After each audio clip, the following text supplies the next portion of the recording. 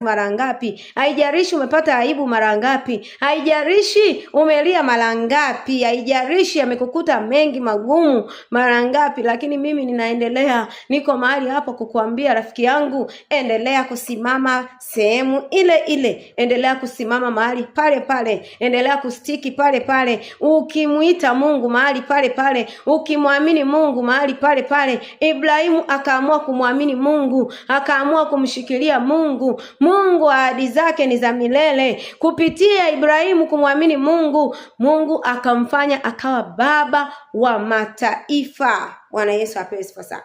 Akaamua kuwa baba wa mataifa. Lakini mimi nakutia moyo rafiki yangu, endelea kumwamini Mungu. Ninajua kuna sehemu unapitia.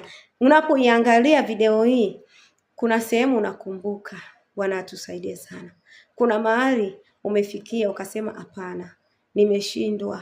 Kuna mahali umefikia ukasema hapana, ile biashara mimi ninaiacha. Kuna sehemu umefikia ukasema hapana, yule mwanamke simtaki tena. Lakini nataka nikuambie mtumishi wa Mungu, endelea kumwamini Mungu, endelea kusimama pale pale. Leo ni ujumbe ambao unakuambia kwamba simama pale pale, hata kama ile biashara imekataa kabisa, endelea kumwamini Mungu pale pale, simama pale pale. Muamini Mungu peke yake, maana Mungu unayemwamini yeye ni Mungu ambaye anaweza mambo yote. Ni Mungu ambaye asiyeshindwa. Bwana atusaidie sana. Ni Mungu ambaye anaweza kupasua bahari ya Shamu. Haleluya. Anapowatoa wana wa Israeli, ukisoma ile Kutoka 14, Biblia inasema mstari 14, Bwana atatupigania nasi tutanyamaza kimya. Wana wa Israeli walipokuwa wanatoka wanakuja, haleluya,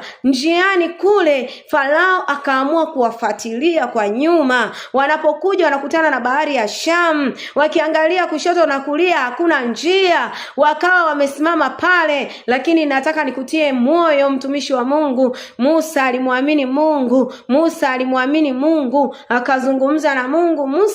Mungu akamwambia Musa, una nini mkononi mwako? Akasema nina fimbo. Ile fimbo Musa akanyosha, akachapa bahari, maji yakagawanyika, wana wa Israeli wakapita salama. Napenda nikuambie kwamba sisi tunaomwamini Mungu njia zetu ziko hivi. Tunapomwamini Mungu saa nyingine tunakuaga hatuna chochote. Nikuambie kabisa, hatuna tunayemfahamu, hatuna tunachokijua, hakuna namna ya kufanya. Lakini kwa sababu tunaye Mungu, tunaye Baba, tunaye Mungu mwenye nguvu, tunaye Mungu mwenye uweza, Mungu mwenyewe huwa anajitwalia utukufu. Mungu mwenyewe huwa anatenda. Mungu